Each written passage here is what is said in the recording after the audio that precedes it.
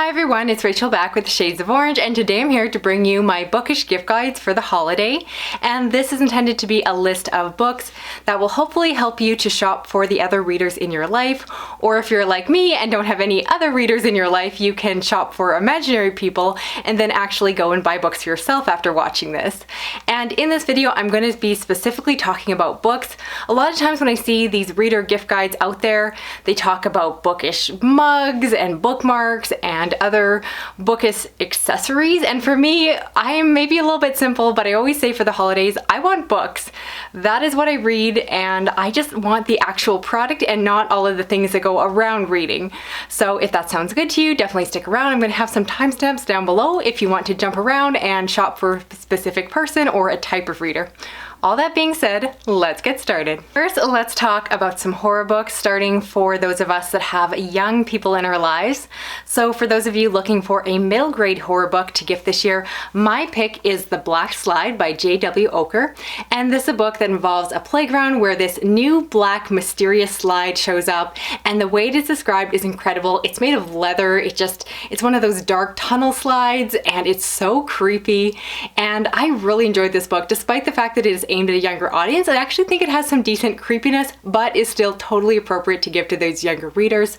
So this is definitely my pick for a middle grade horror book, and honestly works for all ages, but yeah, this would be great to put in someone's stocking or wrap under the Christmas tree. And if you have a teenager in your life who loves horror, I want to recommend How to Survive Your Murder by Danielle Valentine. And this is a piece of young adult horror that follows a girl who a year ago, her sister died and was murdered on Halloween. And so we follow her in the present day when she's at the trial for her sister. And then something happens, she goes back in time and finds herself on Halloween once again, and of course has to go and save her sister's life. This just reads like a really fun young adult teen horror movie. I think that it has a great time travel twist, but it's definitely more again on the horror side of things. I think it's very fun and obviously has a lot of appeal to older readers like myself. It's very meta, it makes a lot of references to other horror media, and was overall a really solid read. I can be very picky when it comes to young adults, so this is definitely my strongest pick so far for the year. And for an adult horror reader, I want to give a recommendation of The Girl in the Cornfield by Jason Offutt. And this is a horror book that I really enjoyed. It's the 2022 release following a young boy who meets a fairy, and of course she is not as sweet as she seems. And we follow him as he gets older, and it turns into this epic horror story. And I want to recommend this one because I think it's a really solid read. It definitely gave me feels of Stephen King, who's a very beloved author. And part of the reason I want to recommend this book on the list is that it gives you a bit of a sneak peek for my best 2022 releases for horror and thriller books.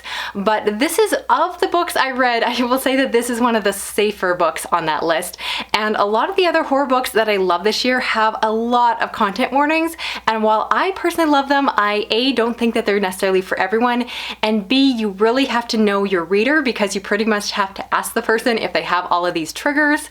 And so of the books I read and enjoyed in terms of horror, I thought this was a safer pick that is a solid horror read, but at the same time it doesn't have any real icky stuff in it that tends to turn off readers, understandably. So this is one that I would safely put under anyone's tree, and hopefully if they enjoy horror, they will have a really good time with it.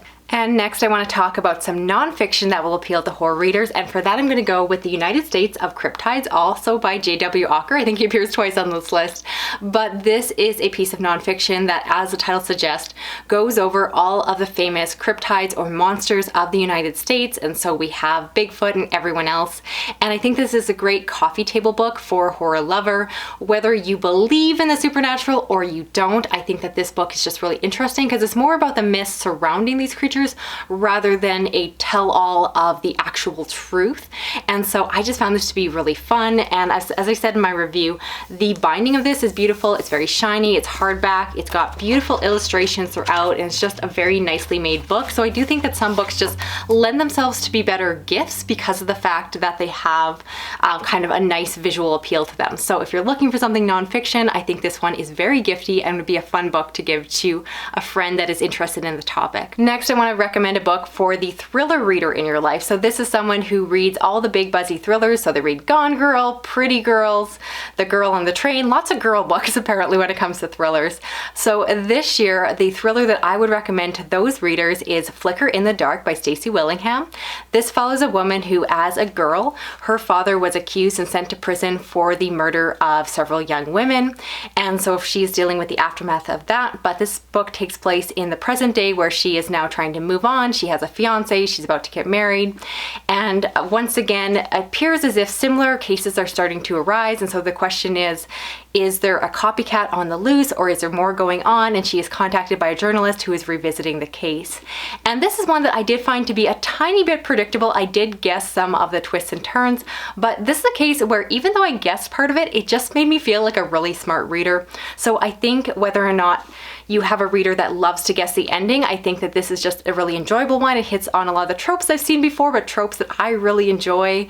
And I think that this one just, again, has a lot of all readers appeal, and it's just going to appeal to a very wide audience. So I would definitely recommend it. I think it's a very safe pick, a very fun one, and hopefully your reader will enjoy it as well. And I also want to give another nonfiction recommendation to those that read a lot of thrillers, and perhaps those in our lives that are drawn more towards nonfiction, but like those darker stories. And so I want to recommend The Russians Among Us, and this is a really compelling nonfiction account of the history of Russian spies and sleeper cells within North America.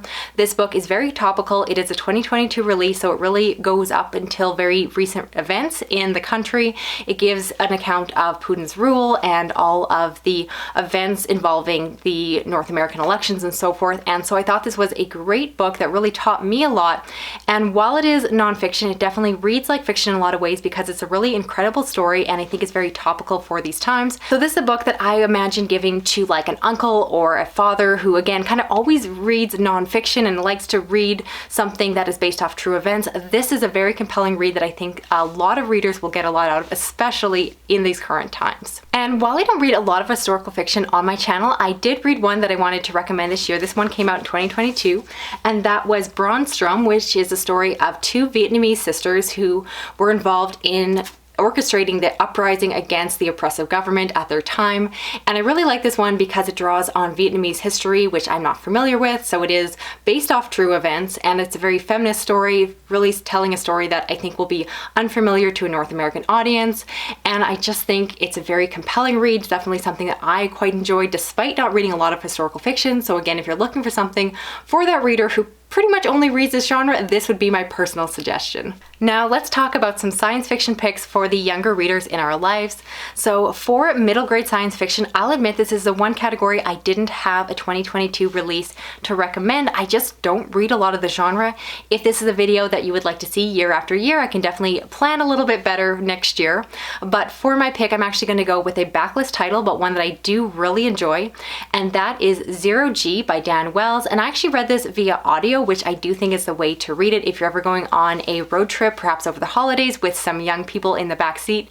This is a very safe and enjoyable read to check out. It follows a young boy who is on a generational ship. He ends up waking up earlier than he's supposed to out of cryosleep, and he finds out that there are space pirates on their ship, and himself and the artificial intelligence ship have to go and fight against the space pirates.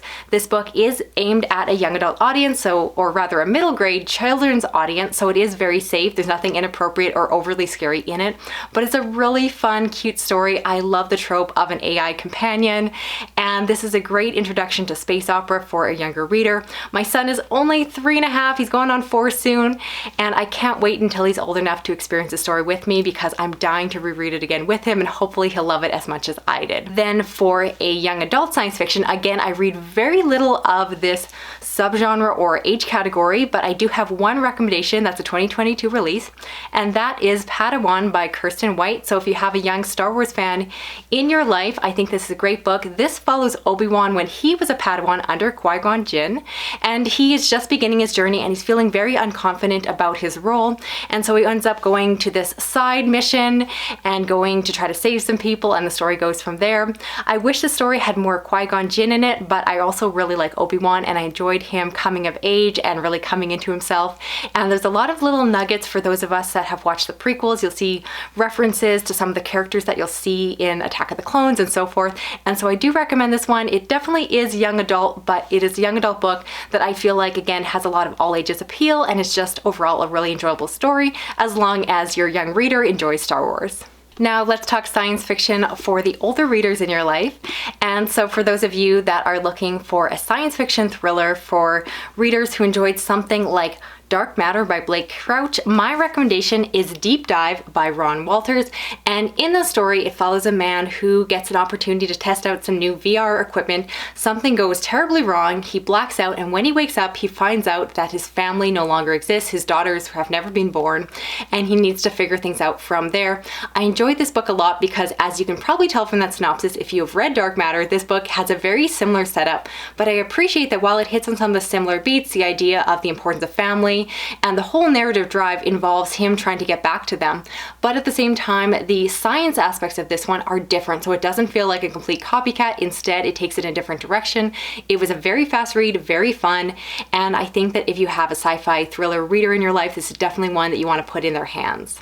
And then I want to recommend another sci-fi thriller for those that perhaps enjoy something like John Scalzi or Dennis C. Taylor's books. And so if you're looking for kind of a goofy science fiction thriller, the one I want to recommend is Mickey 7 by Edward Ashton, and this is another 2022 release that follows a man who is basically disposable in his job because he exists as a group of clones. So every time he dies, they just upload his consciousness into a new body. However, something goes wrong and he ends up accidentally uploading into two bodies at one point when he is not dead. So he ends up having a clone of himself and they are existing at the same time. The story is really silly, really funny, but at the same time has some really great commentary on the fact that even in the current world today, perhaps employees are often treated as pretty disposable. So I think it's quite a funny book, but also a smart book, and I do recommend it. I definitely am excited to check out the next book, which is coming out next year, which maybe could be another gift come Christmas 2023. And if you have another Star Wars reader in your life, one that would be perhaps a little too old for Padawan by Kirsten White,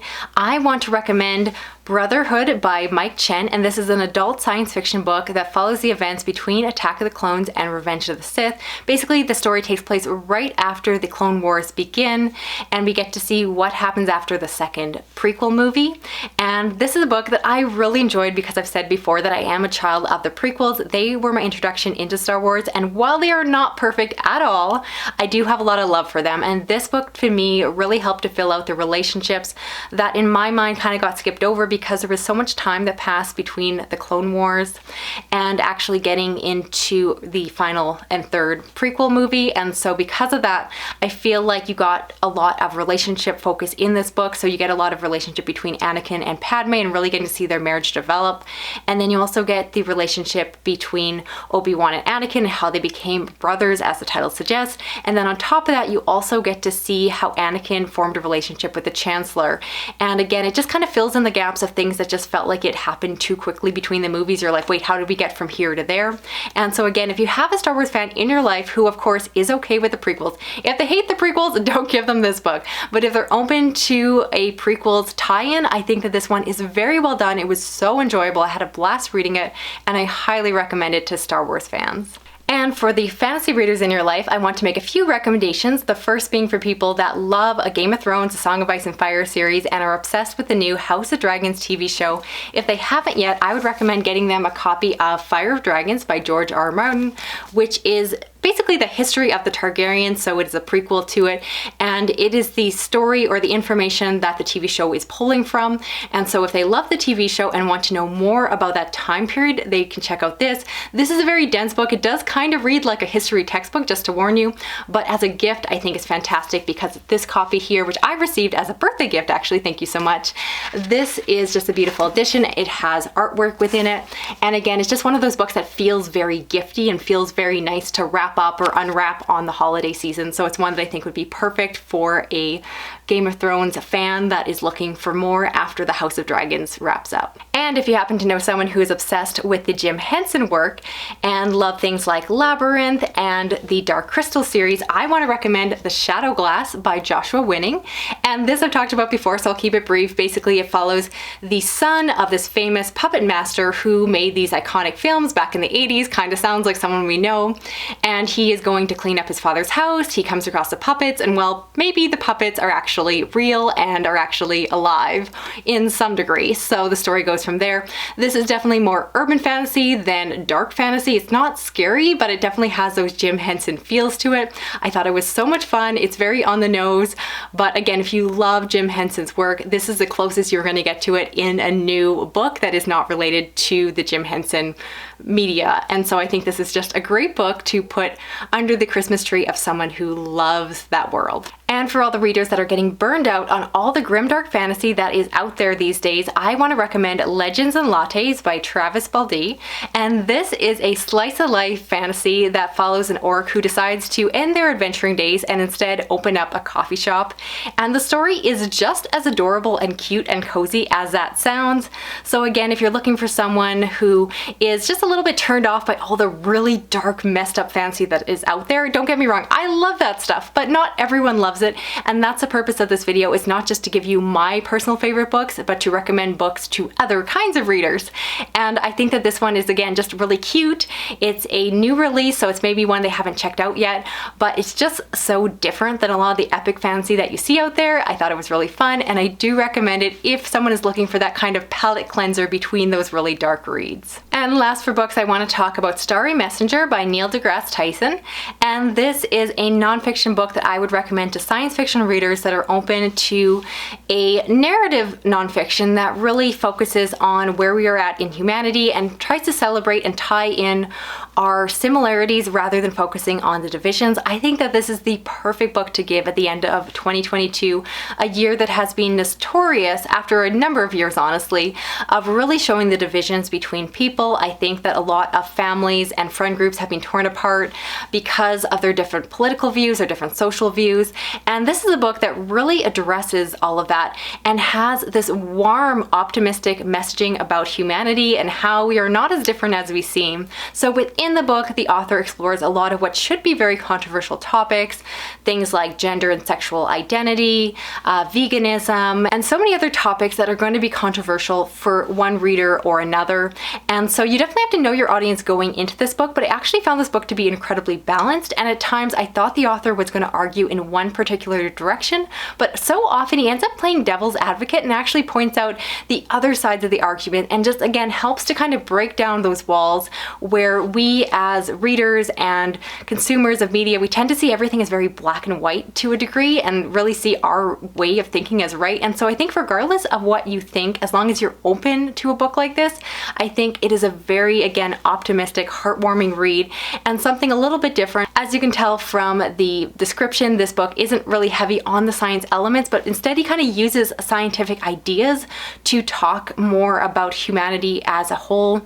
And yeah, I think this is like exactly the book we need at the end of 2022. It's the perfect book to mend fences with our family and friends. And I just thought it was beautiful and highly recommend it. I love this author, and I think this is one of his best books that I've read so far. So that is it for this video here. I'd love to know of the books I'm talking about, which ones are you planning to gift this holiday season or perhaps buy for yourself? That's okay too. And I would love to know if you enjoyed this video and would like me to do it on an annual basis, because I will be totally honest with you. I think 2 years ago I did a similar video like this and it performed horribly on my channel, and I'm only going to do this again if it's something that you all enjoy. Otherwise, honestly, I just won't take the time to film and prepare it. But if this was enjoyable, let me know. And if you want more recommendations, don't forget that I'm doing this on top of my other best of the year content. So these books here, for the most part, aren't actually going to show up on this other list. And so if you want even more best of the year lists, I'm going to be talking about horror thrillers, fantasy, true crime, etc. Some of these videos are going to be out already, so I'll have a list down below. And if you're new to my channel, hopefully you'll stick around and enjoy some of this best of the year content. I do read a lot, which means you get a lot of recommendations, a lot of reviews, the good and the bad, all of that comes along with it. And if you want to help me out with this video, let me know again if you enjoyed enjoyed it with a big thumbs up, share it around online if you have other readers looking to do some shopping this season. And if you want to hit that little notification bell, you'll never miss a video from me. If you want to also drop a comment, that helps me too, even just a little emoji like a Christmas tree or a Santa hat. And otherwise, I'll talk to you again soon. Okay, bye-bye.